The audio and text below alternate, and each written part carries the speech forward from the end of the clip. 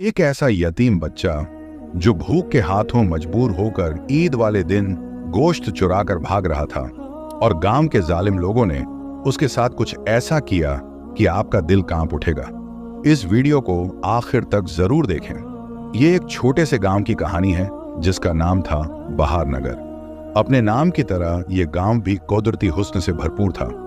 सरसब्ज खेत, मीठे पानी के चश्मे और फलों से लदे हुए बागात इसकी पहचान थे। यहाँ के लोग मालदार थे, हर घर में आसाइशें थीं और खुशहाली अपनी इंतहा को पहुंची हुई थी। इन दिनों ईद उल अजहा करीब थी और गांव में एक खास गहमा गहमी छाई हुई थी। हर तरफ से जानवरों की आवाजें आ रही थीं। कोई खूबसूरत बकरा ला रहा था, कोई कीमती बैल तो कोई आला नस्ल का दंबा। हर कोई चाहता था कि उसकी कुर्बानी सबसे नुमायां हो। बच्चों ने अपने अपने जानवरों को नाम दिए हुए थे और उनकी खिदमत ऐसे कर रहे थे जैसे वो कोई शहजादा हो। मगर वक्त के साथ साथ इन लोगों के दिलों में शुक्रगुजारी की जगह तकब्बुर आ गया था। कुर्बानी इबादत से ज्यादा दिखावे का जरिया बन चुकी थी। जितना महंगा जानवर उतनी ही ज्यादा तारीफ। गरीबों का मजाक उड़ाया जाता और जो कम कीमत का जानवर लाता उसे हकीर समझा जाता। इसी बहार नगर में सबसे ज्यादा मालदार शख्स था करमदीन। उसका महल नुमा घर गांव के बीचों बीच ऐसे खड़ा था जैसे कोई बादशाही किला हो। हर साल ईद पर वो सबसे महंगा और खूबसूरत जानवर शहर से मंगवाता और पूरी धूमधाम से कुर्बानी करता। लोग उसकी तारीफों के पुल बांधते और करमदीन उस पर फख्र महसूस करता। उसके लिए कुर्बानी इबादत से ज्यादा शोहरत और बरतरी का जरिया बन चुकी थी। मगर उसी गांव के कोने में एक पुरानी सी मिट्टी की दीवारों वाली झोंपड़ी में जिंदगी का दूसरा चेहरा बस रहा था। वहां एक बूढ़ी औरत चारपाई पर पड़ी खांसती हुई जिंदगी की आखिरी सांसें गिन रही थी। उसके पास दो नन्हे फूल जैसे बच्चे बैठे थे, सारह और अहमद। ये दोनों यतीम थे। मां का साया 2 साल पहले उठ चुका था और बाप तो उनकी पैदाइश के वक्त ही इस दुनिया से रुखसत हो चुका था। उनकी मां ने जैसे तैसे करके उन्हें पाला, मगर दुख और महरूमियों ने उसका जिस्म और दिल दोनों तोड़ दिए और वो भी दुनिया से चली गई। अब इन दोनों मासूमों का सहारा सिर्फ उनकी बीमार दादी थी, जो अब खुद चारपाई से लगी हुई थी। धूप कमरे में झांक रही थी, मिट्टी उड़कर सांसों में घुल रही थी और सारेह और अहमद की आंखों में एक ही सवाल था, आज हम क्या खाएंगे। रात से पेट खाली था और दोपहर हो चुकी थी। दादी ने खुद पानी भी नहीं पिया था और न ही उनके पास कोई सिक्का था कि बाजार से कुछ लिया जा सके। उनके घर के पास से जब कोई गोश्त या नान की खुशबू लेकर गुजरता तो अहमद अपनी जबान दांतों से दबा लेता और सारा आसमान की तरफ देखकर खामोशी से आंखें बंद कर लेती। बाहर गलियों में शोर था, जानवरों की गूंज, लोगों की हंसी और कुर्बानी की तैयारियों की आवाजें। मगर उस झोंपड़ी में सिर्फ खामोशी थी, एक ऐसी खामोशी जो रूह को चीर डाले। दादी की टूटी हुई सांसों के बीच अहमद ने उनके कान के करीब झुककर आहिस्ता से कहा, दादी आप फिक्र न करें, मैं कुछ करता हूं। आपकी दवा भी लाऊंगा और सारह के लिए कुछ खाने को भी। फिर उसने नरमी से सारह के सर पर हाथ रखा जैसे वो खुद उसके बाप की जगह हो और चारपाई से उठकर दरवाजे से बाहर निकल गया। दादी ने अपनी धुंधली आंखों से दरवाजे की सिमत तकते हुए सिर्फ एक दुआ की, या अल्लाह मेरे इस नन्हे मुजाहिद की हिफाजत फरमाना। अहमद का छोटा सा जिस्म धूप में झुलसता हुआ गांव की तरफ बढ़ा। दूर से गांव की रौनकें, हंसी, खुशबू और रंगीनियां उसे अपनी कमजोरी का मजाक उड़ाती महसूस हुई। हर तरफ जानवर लाए जा रहे थे, बच्चे नए कपड़ों में खुशी से उछल कूद कर रहे थे। अहमद इन सबको देखता रहा और फिर खामोशी से बाजार की तरफ चल दिया। बाजार खुशबुओं से भरा हुआ था। कबाब, फल, मिठाइयां, नान, हर तरफ रंग, जायके और खुशी। मगर अहमद के कदम डगमगाते थे, आंखें खाली थीं और दिल भूखा था। इसी लम्हे उसकी नजर एक रेहड़ी वाले पर पड़ी। एक 40 साल का फल फरोश अकेला खड़ा था। अहमद हिम्मत जमा करता हुआ उसके पास गया, दिल थाम कर बोला, अंकल हम 2 दिन से भूखे हैं, दादी बीमार है, क्या कुछ खाने को दे देंगे। फल वाले ने एक लम्हे के लिए भी नरम लहजा न अपनाया। सख्त तेवरी चढ़ाते हुए गर्राया, चल निकल यहां से, पता नहीं कहां कहां से आ जाते हैं भिखारी, हमारे गांव में तुम जैसे लोगों की कोई जगह नहीं। अहमद सहम गया, कदम पीछे हटे, दिल मजीद टूटा। न लफ्ज निकले न आंखों की नमी छिपी। वो धीरे धीरे आगे बढ़ा। बाजार से कुछ फासले पर एक कचरे का ढेर था, बदबूदा और गंदगी से भरा हुआ, लेकिन उसमें पड़े चंद गले सड़े फल अहमद की भूख और बेबसी के सामने नेमत बन गए। उसने जल्दी से एक फटी पुरानी थैली निकाली, वो फल समेटे जो कोई और छूना भी न चाहे, और तेजी से घर की तरफ लौट पड़ा। आंखों से आंसू बह रहे थे, मगर दिल में सुकून था कि आज दादी और सारह के लिए कुछ लेकर तो जा रहा हूं। एक तरफ बाहर नगर के सबसे बड़े हवेली में ईद की तैयारियां उरूज पर थीं। चौधरी करम दीन की हवेली गोश्त, बिरयानी, निहारी, हलवा और हर किस्म के जायकों से महक रही थी। किचन में दर्जनों मुलाजिम मसरूफ थे। चौधरी के बच्चे नए कपड़ों में नखरे दिखा रहे थे। कोई कहता, ये बिरयानी अच्छी नहीं लगी, ये पैक करो और बाहर फेंक दूं। दूसरा बच्चा कहता, अब्बू ये गोश्त तो सख्त है, मैं नहीं खा रहा, ये सब हटा दो। और चंद लम्हों बाद थालों के थाल भरे खाने गली के नुक्कड़ पर रख दिए जाते, जिन्हें या तो जानवर खा लेते या मक्खियां। उनके लिए रिज्क कचरे से ज्यादा अहम न था। मगर उसी लम्हे गांव के आखिरी कोने में वो 3 यतीम अपनी झोंपड़ी में बैठे एक पुरानी चादर पर बैठकर गले सड़े फल चुन चुन कर खा रहे थे। सारह का चेहरा जर्द था, दादी की सांसें और मधम हो चुकी थीं, और अहमद अपनी भूख छुपाते हुए दूसरों को खिलाता जा रहा था। जिंदा रहने के लिए कुछ तो खाना पड़ेगा, अहमद ने धीरे से खुद से कहा। किसी के फेंके गए फल उनके लिए नेमत बन गए। कपड़े, ईद, नए जूते, ये सब उनके लिए सिर्फ ख्वाब थे। सारह ने दादी की चादर को लपेटकर अपनी मैली कमीज पर लपेटा, और अहमद चुपचाप सोचने लगा, कल सुबह मैं करम दीन की हवेली जाऊंगा, शायद वहां से कुछ मदद मिल जाए। उसने सुन रखा था कि वो बहुत अमीर है, हर साल सबसे महंगा जानवर लाता है, अल्लाह के नाम पर कुर्बानी करता है। शायद वो अल्लाह के उन बंदों पर रहम कर दे जिनके सिवा कोई सहारा नहीं। रात खामोश थी, मगर दिलों में तूफान था। सुबह का सूरज अभी पूरी तरह नहीं निकला था, मगर अहमद के दिल में उम्मीद की एक हल्की रोशनी जाग चुकी थी। वो धीरे धीरे अपनी झोंपड़ी से निकला, कदम नंगे, कपड़े मैले, मगर दिल में दादी की दवा और सारह के चेहरे की मुस्कान का ख्वाब लिए सीधा करम दीन की हवेली की जानिब रवाना हो गया। रास्ते भर उसका दिल तेजी से धड़क रहा था। पता नहीं चौधरी क्या कहेगा, मिलने देगा या धुतकार देगा। हवेली के बड़े आहनी दरवाजे पर पहुंचा तो 2 पहरेदार बैठे हिकारत से उसकी तरफ देखने लगे। एक ने नाक चढ़ाते हुए कहा, ओए, कहां घुस रहा है? कौन है तू? यहां क्या लेने आया है?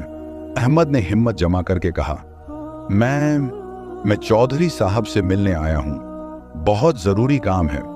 गार्ड ने तंजिया कहा लगाया, चौधरी तेरे जैसे फकीरों से नहीं मिलता, निकल जा यहां से। अहमद ने मिन्नत भरे लहजे में कहा, बस 1 मिनट, बस बात करनी है, खुदा के वास्ते। इतने में एक गार्ड का फोन बजा।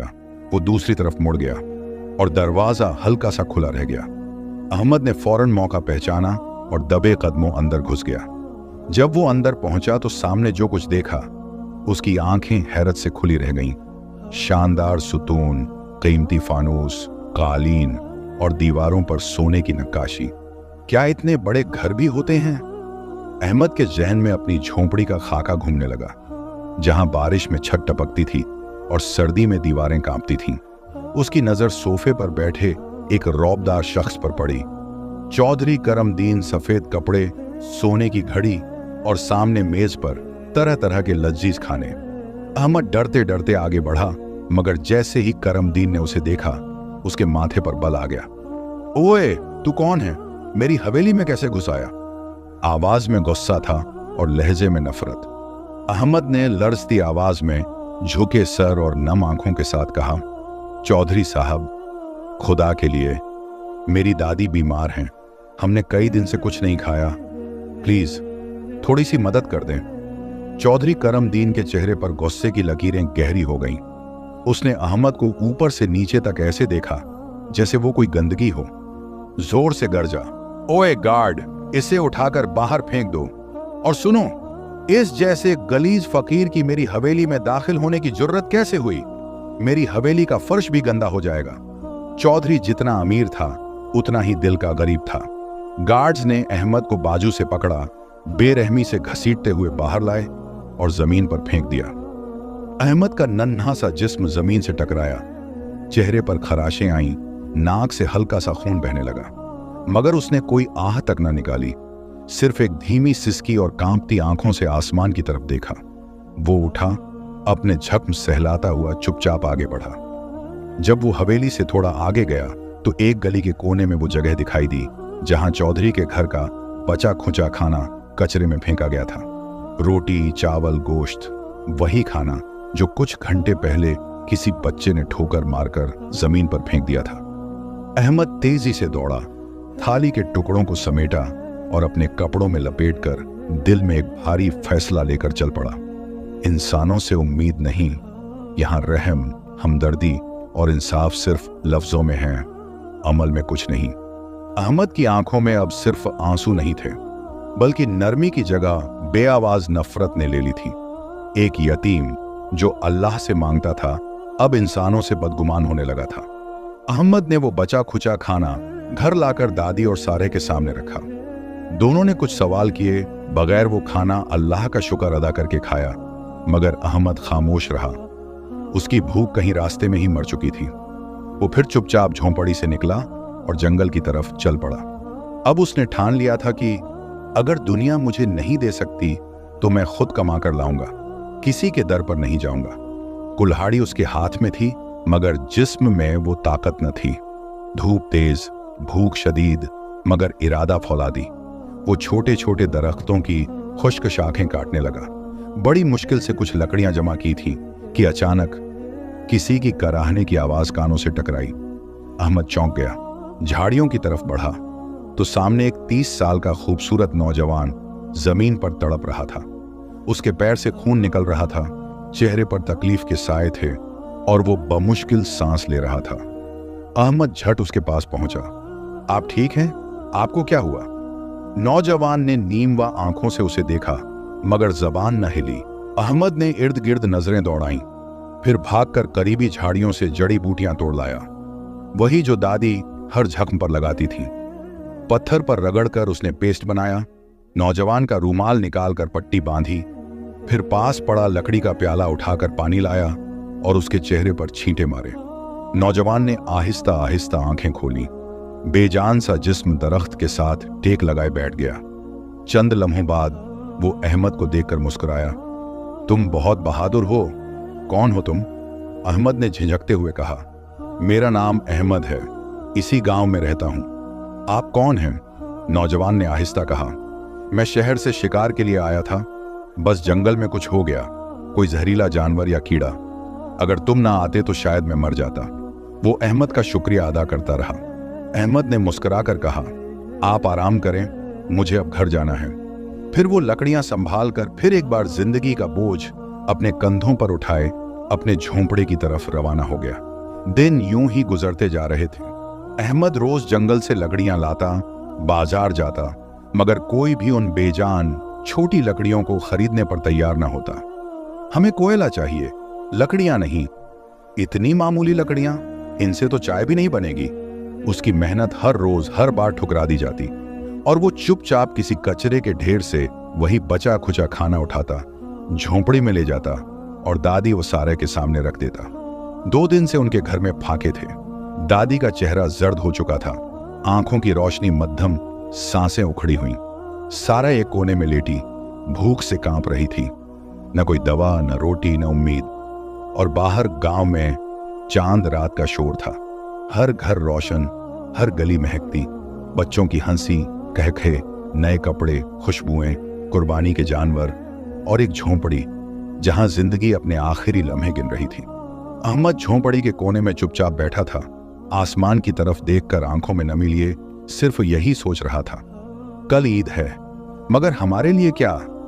ये ईद सिर्फ अमीरों की होती है क्या? दादी की सांसें अब बहुत मध्यम हो चुकी थी। कभी कभी वो हल्की सी आवाज में अहमद को पुकारती और वो फौरन हाथ थाम लेता। जी दादी, मैं यही हूं। फिर वो सारहा की तरफ देखता। उसका मासूम चेहरा, कमजोरी से बंद आंखें अहमद के दिल को अंदर से तोड़ देती थीं। ये कैसी ईद थी जिसमें अहमद जैसे यतीमों के लिए न कपड़े, न खाना, न खुशी, बस आंखों में आंसू और दिल में दर्द। ईद उल अजहा का दिन था। फिजा में खुशबू थी, हर तरफ रौनकें, हर तरफ सफेद कपड़े, चमकती छुरियां और जानवरों की कुर्बानियां। मगर अहमद के घर में आज भी फाका था। दादी की हालत कमजोर से कमजोर तर होती जा रही थी। सारे की सांसें हल्की थीं और अहमद की आंखों में सिर्फ एक उम्मीद बाकी थी। शायद आज के दिन कोई इंसानियत जाग जाए। अहमद ने सारा के माथे पर हाथ रखा, धीरे से बोला, मैं तुम लोगों के लिए कुछ ना कुछ लेकर जरूर आऊंगा। फटे पुराने कपड़े, नंगे पांव और एक खाली थैली लिए वो गांव की तरफ चल पड़ा। रास्ते में उसे जगह जगह कुर्बानी होती दिखाई दी। हर घर के बाहर गोश्त की खुशबू, हंसते चेहरे, बच्चों के कहकहे। मगर अहमद सिर्फ खामोशी से उन सबको देखता रहा। फिर वो एक जगह पहुंचा जहां सबसे बड़ी कुर्बानी हो चुकी थी, चौधरी करमदीन की कुर्बानी। गांव के बड़े मुअज्जज, मालदार लोग जमा थे।